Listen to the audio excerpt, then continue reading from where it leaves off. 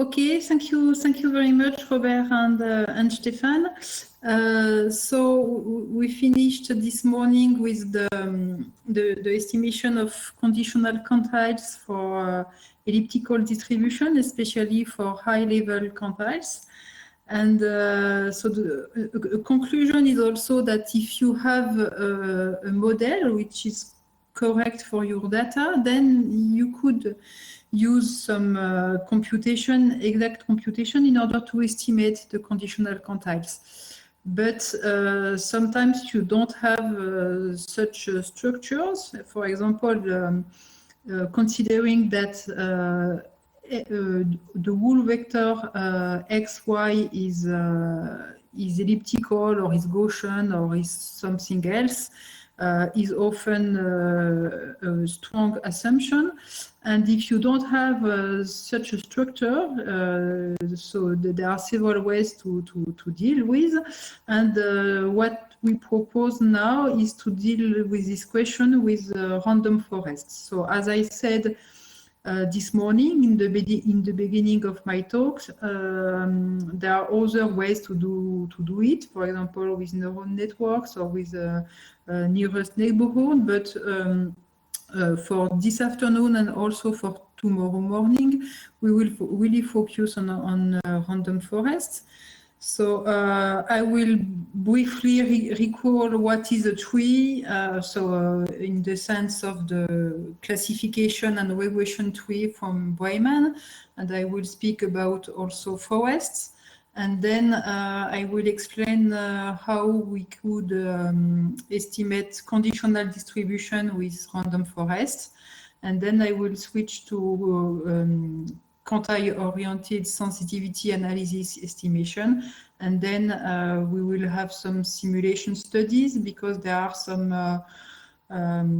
some issues that have to be treated with this random forest. And also at the end there is a practical example to see what quantile-oriented sensitivity analysis can tell on some data.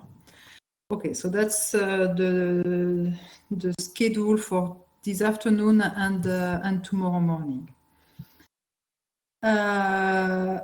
Okay, so I recall briefly what we have said. What I have already said is that quantile regression is not good for distribution that are not Gaussian. So, also, there are several ways to estimate conditional distribution functions. So, for example, if you want to estimate the distribution function of y knowing x, so this probability, the probability that y is less than t knowing the vector x, you may use kernel methods. And with kernel methods, you have some issue with the bandwidth, the window. So you may treat this, and you may find some way with cross-validation to adapt kernel methods in order to face this difficulty.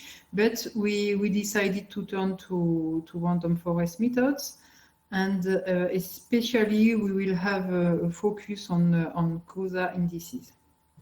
So I recall, yes. So I recall what we saw this morning. What are causa indices? So these are this index. So in some sense, you measure the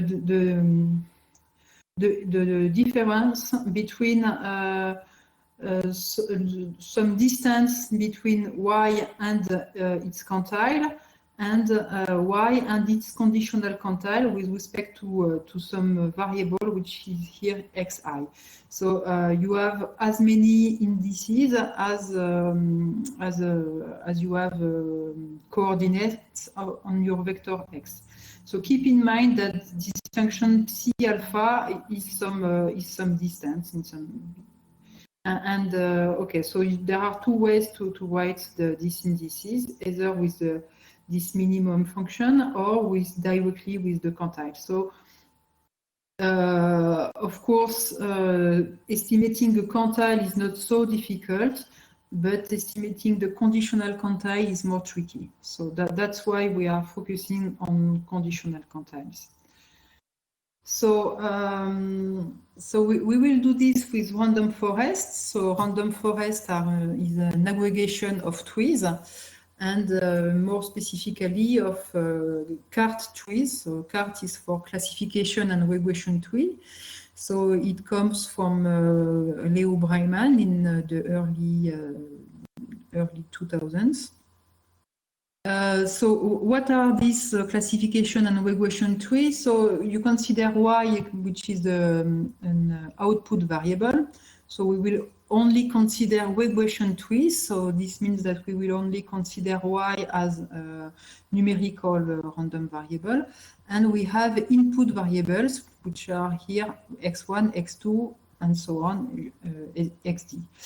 And we construct recursively with the binary partitioning a tree. So the root of the tree is the whole sample. So the CART method is a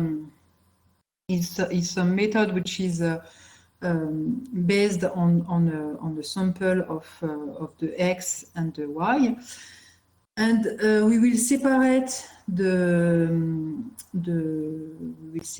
sample into two subsamples. At the first step, we will separate the whole sample into two subsamples according to some cost function, and in regression, the cost function which is considered is the variance.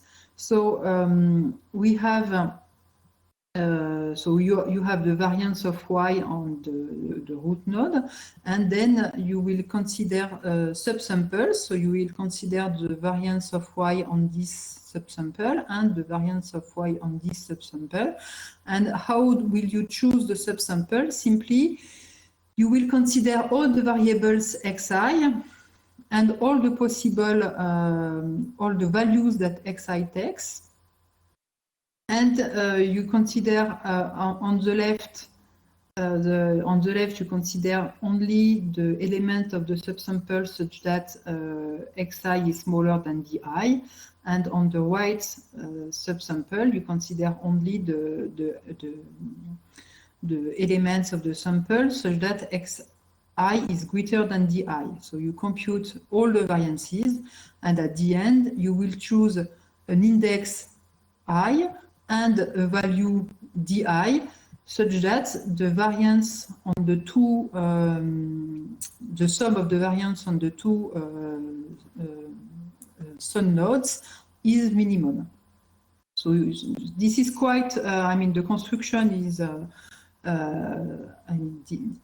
it takes the construction of the trees, and moreover the forest it takes some time, because you have to consider all the possible values.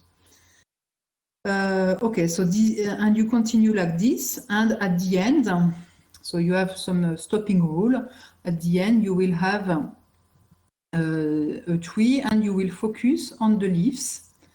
So if, for example, if you want to give a prediction of y, knowing some values of the x, then you will go down in the tree. So I begin here. If my value of x1 is smaller than d1, I go this way.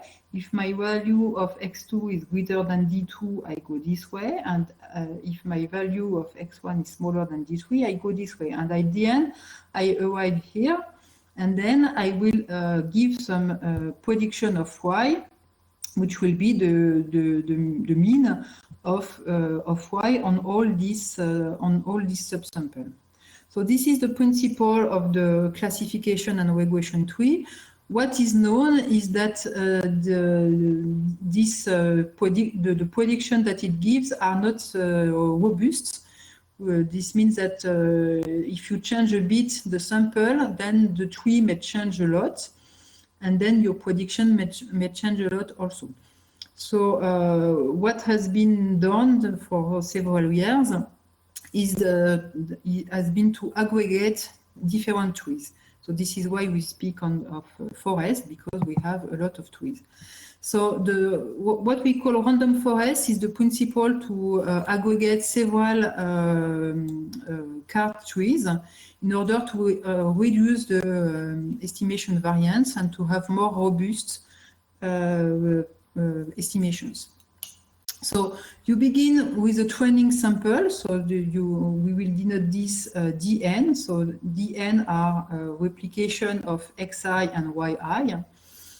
And of course, if you have just one sample and you construct your tree, then you will have only one tree, because if you have when you have one sample, the construction is completely deterministic. So if you have one sample, you have one tree.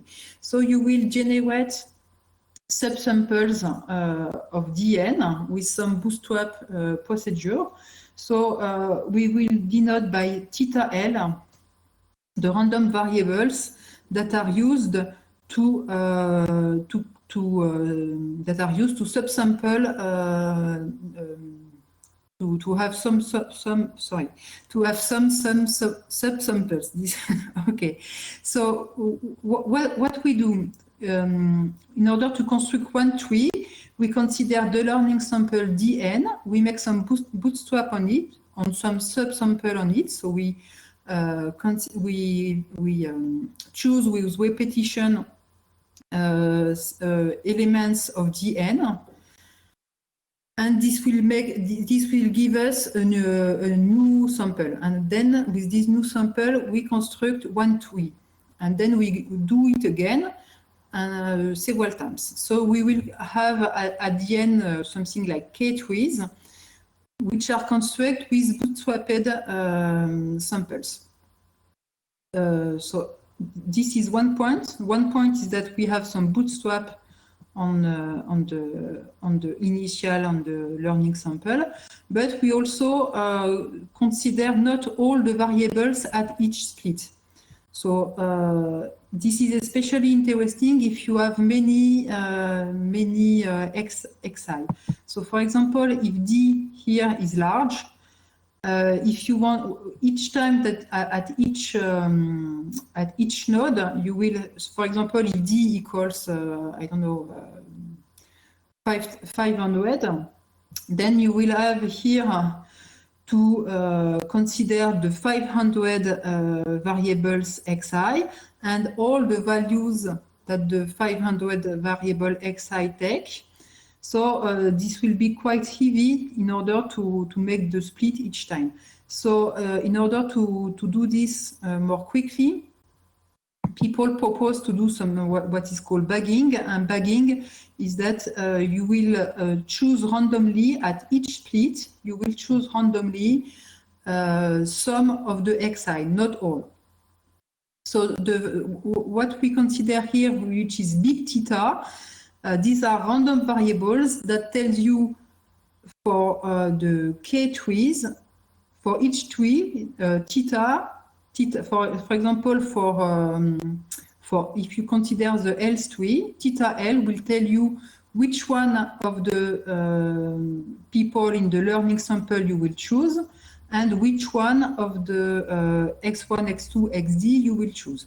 So theta contains all the information on what is the sample you have used to construct the L trees and what are the variables you have used to construct the L trees.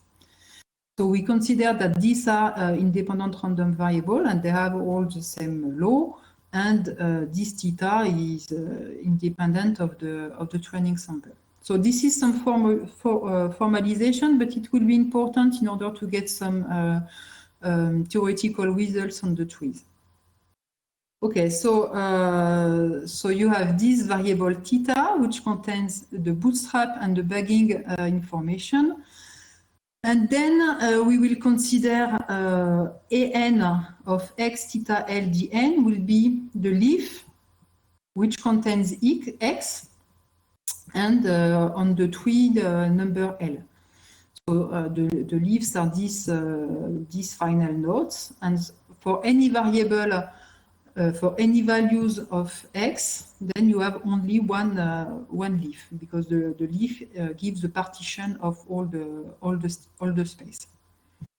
Okay, so the AN are the leaves, N are the number of points of the learning sample that you have in the leaf, and you have two N.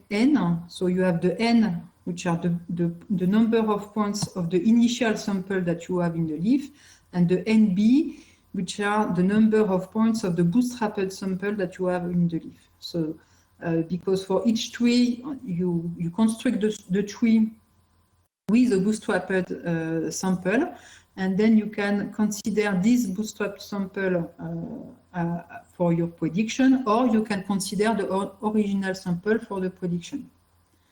So this is why you have two different numbers here. Okay, so this is a lot of notations, and I hope it is clear. And if necessary, you may ask if something is not clear, because after that, this notation will always be used. So if you don't have it in mind, then maybe you will get a bit lost. Okay, so from that, so we construct K-trees, and we will use these K-trees in order to make some estimation of the conditional distribution. Okay, so how do we do that? Okay, so I don't have, okay. So how do we do that? So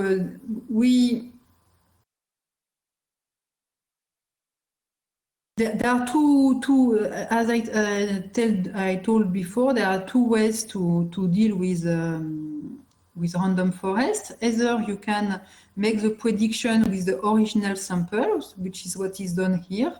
So you consider some weight for each value x. So you consider some weight of this point x, which is a mean over all the trees. So here you have a mean. So k is the number of trees. So you have a mean over all the trees, and here you count how many times the learning sample is in the leaf which contains x. Okay, and then you do divide by the number of elements of this leaf. So this is this weight gives you some weight for the value x. So you can do this with the original sample, or you can do it with the bootstrapped sample. So what does this mean? This means that you consider, in fact, if xi is in the leaf which contain x or not, but you multiply it by this number, which tells you how many times the observation xi is in the bootstrapped sample. So I recall that when you do a bootstrap on the sample, this is you sample. This is I mean. So you choose element of the learning sample with repetition. So this value bi maybe is a number between which is 0 if xi has not been chosen in the bootstrap sample, but it can be 2, 3, or maybe 10 if the value xi has been chosen several times. So you have this quantity. So this quantity is also a weight which takes into account the bootstrap sample. And then you may consider the corresponding estimation of the distribution function. So the distribution function is simply, as I said before, the probability that y is smaller than small I, knowing that big X equals small x. So what is your estimator? Then you consider the sum over all your learning sample. you have your weights here, and then you just have the you only count the element of the sample for which yi is smaller than yi is smaller than y.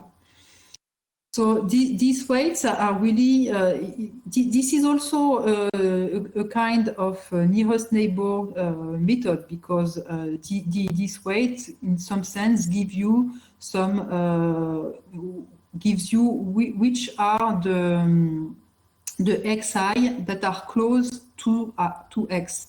So of course, because here you consider only the xi of the learning sample that are in the same leaf of as x. So this is a proximity measure in some sense. Yes, because if you are in the same leaf, then this means that the value of I should be close for xi and for x. Okay, so this weight gives you some proximity of the xi with respect to x. Okay, so this is a way to estimate the conditional function. And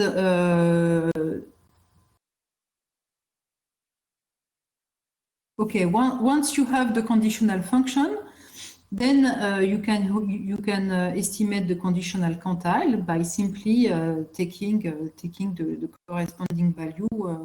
So you just evaluate when this conditional distribution is larger than alpha, and this gives you the conditional quantile.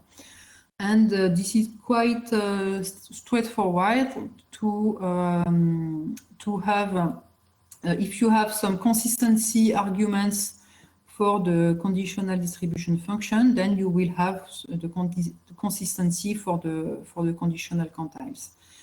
One of the main hypotheses to have that is that the conditional distribution function is continuous and increasing. But if you have that, this is quite straightforward to go from conditional distribution to conditional quantiles. Okay. So what I need to mention, and okay, probably I mentioned it later, but I will tell it nevertheless now. This method that I described here is due to Nikolai Meinshausen, who proposed this method in order to estimate the conditional distribution and the conditional quantiles. And then we focus on the consistency of this method. And so if you consider what are the results for random forests, you can find some results by Skordet, Bio, and Ver in 2015. So they prove that the estimation of the conditional mean is consistent with random forests. So you take the same weight as us. So you have this weight which gives you the proximity of x with respect to the learning sample. And then here you just simply multiply by yi because you want to predict y. And then in the context of the linear model, so which means that y is a function of the vector x plus some noise. But what is important in their proof is that the function here is additive. And also the xi have to be independent. So that I forgot to mention it. So you do this estimation, this random forest estimation of the conditional expectation of y, and they proved that this is consistent in this sense. So the expectation of this quantity mn is close to this function m in the square difference of this goes to 0. Okay, and so what should I say about that? So several things. So here you have mn, which is the estimation for for one tree, because you have a theta which is fixed, and then you consider the mean of the expectation with respect to theta. So this means that you will consider all the possible bootstrap samples. And then you have this convergence. So several remarks. So the additive hypothesis is important in their proof. This result is in expectation with respect to x. So you don't have any result for a particular value of x. So here the expectation is with respect to x. And what is interesting is that they have results for what we call fully grown trees, which means that you don't have stopping rules when you consider your random forest. You let the forest go until the end. So at the end, you have just one element in each leaf. But they have also results for limited grown trees. This means that if you consider that you have you ask that you have only a tree that stop at a certain level, then they have also results for that. Okay, so this is, in my opinion, the main result on the consistency of random forest. In our case, we consider the estimation of the conditional distribution. So as I said before, the construction has been proposed by Munchausen, and he proved some consistency results. In fact, he gave some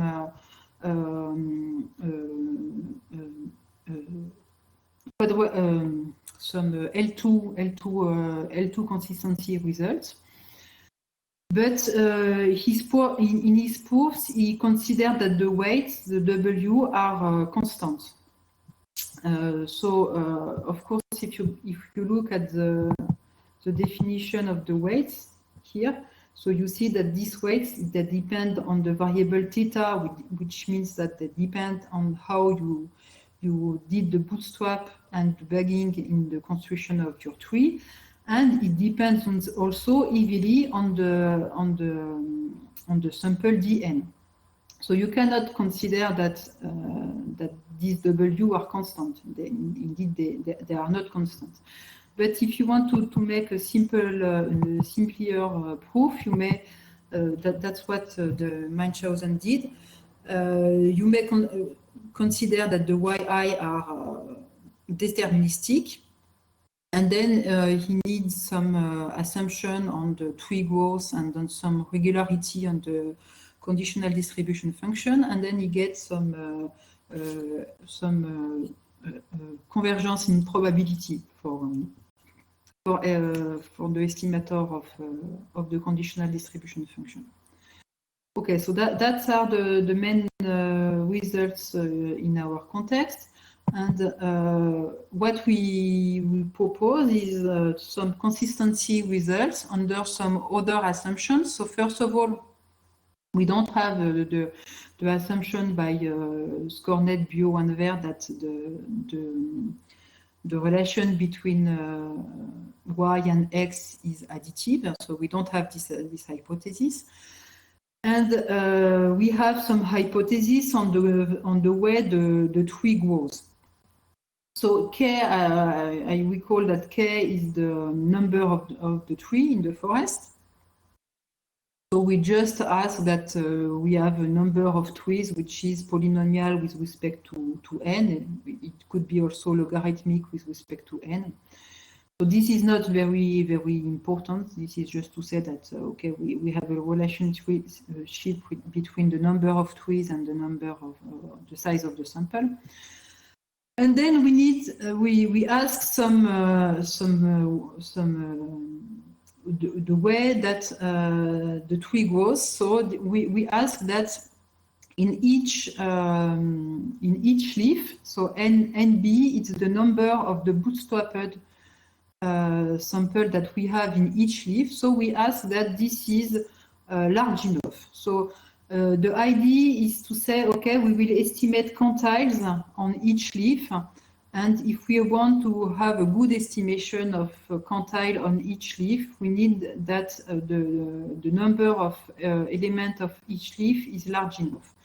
And large enough here is of this kind, more or less, this is a square root of n. So we need something a little bit than square root of n, but more or less it's square root of n. So you may do this hypothesis almost surely, or if you don't want to make an hypothesis almost surely, you may do an hypothesis in expectation. So here the expectation is on theta. So you may ask that the mean number of elements in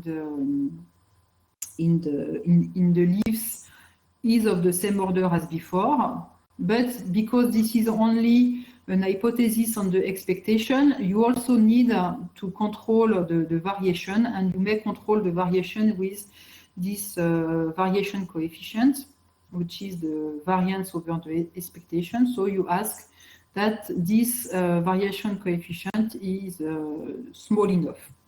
So what's the idea? You may keep in mind only this hypothesis, which is an almost sure hypothesis. So you ask that in all the leaves, you have a certain number of elements in your leaf. But keep in mind that you may have some less strong hypothesis, some weaker hypothesis, which is an hypothesis with the expectation and with the variation coefficient. Okay, and then with these two hypotheses, finally, and also with an hypothesis on the variation of the conditional distribution function, which is also what we had with the proof of Munchausen. So what we ask here is that on each leaf, so if you take two points on a leaf, then the two conditional distribution function have to be close. So of course, if you don't have that, you cannot hope to estimate the distribution function. And in the paper of Skornet, Bio, and Ver, they managed to prove this result using the additive form of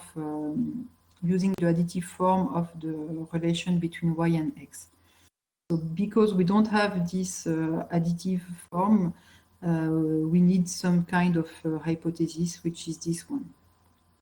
Okay, so the final result, once we have all that, is here. So if we assume some relationship between the number of trees and the size of the sample, we need some minimal size of the leaves. So this is really important. And finally, we need to control the variation of the distribution function in the leaf. Then we can prove that the estimation of the conditional distribution function on the tree is consistent in the sense that we have an almost sure convergence for this supremum. So this is interesting because for several things, we have an almost sure convergence, while in the paper by Munchausen there is a convergence in probability. We have a convergence for all x. So this is interesting because remember when I show you the result by Skornet, Bio, and Ver, they have only a result on the expectation, so they don't have any result for each x. And we have here some soup over y, which is also interesting when you work with a conditional distribution function. Okay, so I will not go through the details of the proof because otherwise it will take half an hour probably. So just to give some ideas to know how it works, and I think that this kind of idea may be used in many different proofs in this kind of subjects. So the main idea is to use an auxiliary sample. So we consider this sample X diamond, Y diamond, which is a sample which you don't need to have in practice. This is just a trick for the proof. So you consider this diamond sample, which is independent from the sample X, and you consider the corresponding estimation of F of the conditional distribution function. So you have the diamond points, the diamond weights, so which are the same as before, but you consider, so you construct your random forest with this sample XY, but you construct the weights and the estimation with the random variable X diamond. And what is interesting in that is that you disconnect the construction of the tree and the estimation part. And in this estimation, the F diamond estimation, for example, the indicator here, it does not depend on the learning sample Dn that has been used for the construction of the tree. And this is really what makes the proof work, is the fact that you have disconnected the construction of the tree and the estimation on this tree. So you make the estimation with the diamond sample, and you make the construction of the tree with the original sample. And then you will separate the different phases. So you want to prove that Fn goes to F. So you will separate Fn minus F into Fn minus Fn diamond plus Fn diamond minus F.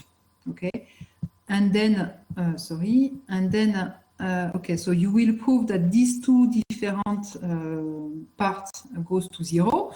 So here what you prove is that, okay, I replace the estimation on my learning sample Dn with the estimation on my independent sample, which I call diamond. And the point is that they are not too far, and they are not too far. So how do you prove that they are not too far? You use some Hoeffding-like inequality, and you use also some result on Vapnik-Chervonenkis classes. Because these Vapnik-Chervonenkis classes prove the proximity of N diamond and the NB. Then you prove this convergence, and in fact, this convergence is quite, it's relatively easy because you have disconnected the estimation with the sample diamond from the construction of the tree. And so once you have these two things, then you know that Fn goes to F, and you want to have the result for the sup on Y, and then you simply use some classical Dini argument to conclude.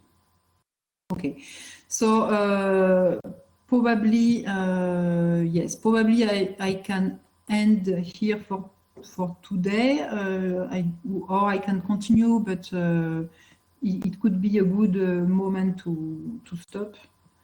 Just yes, maybe if you have some questions, or if you need some more information on that, because after that I explain how to use this in order to make the estimation of the Cantal-oriented sensitivity analysis. Yeah, so that's pretty okay. Yeah, if there are any questions or comments, I think the easiest thing would be to write it again in the chat, and I may repeat the question as you like. Yeah. I'm not sure that I understood very well. You want to see how we use the Vapnik-Chervonen? Yes. Okay, so this is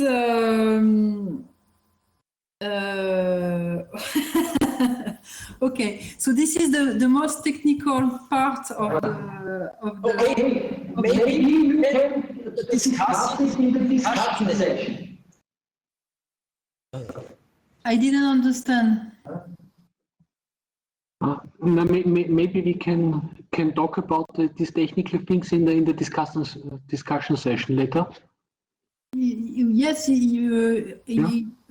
that I can I will share with you the part of the article saying speaking about that. Oh, The main points, just to say, and then we can speak again at the end of this afternoon. So you have this, where is it? Okay.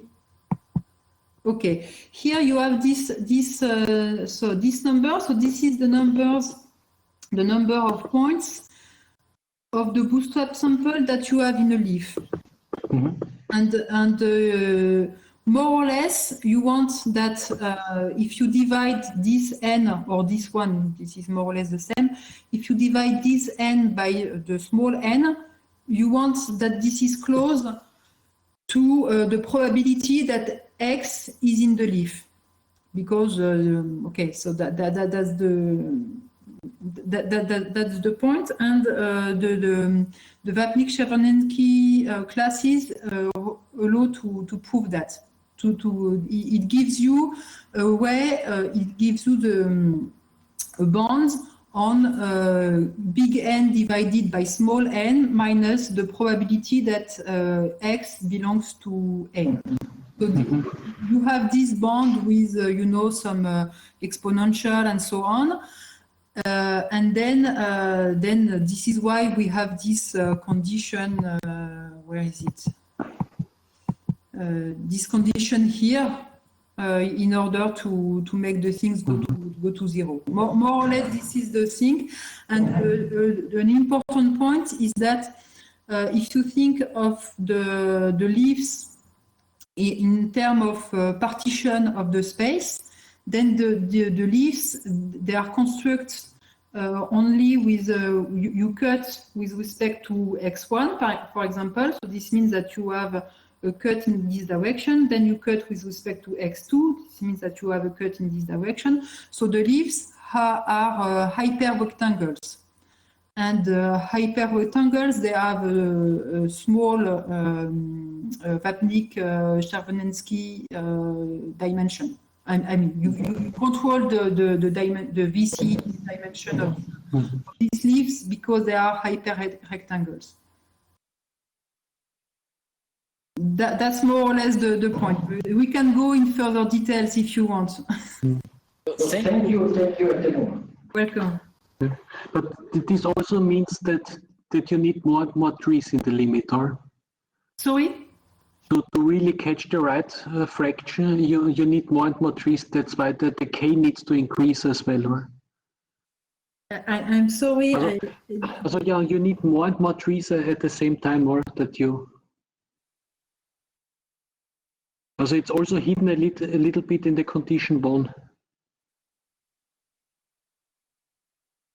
I'm not sure that I understood your question, because probably it's my computer. The sound is not good.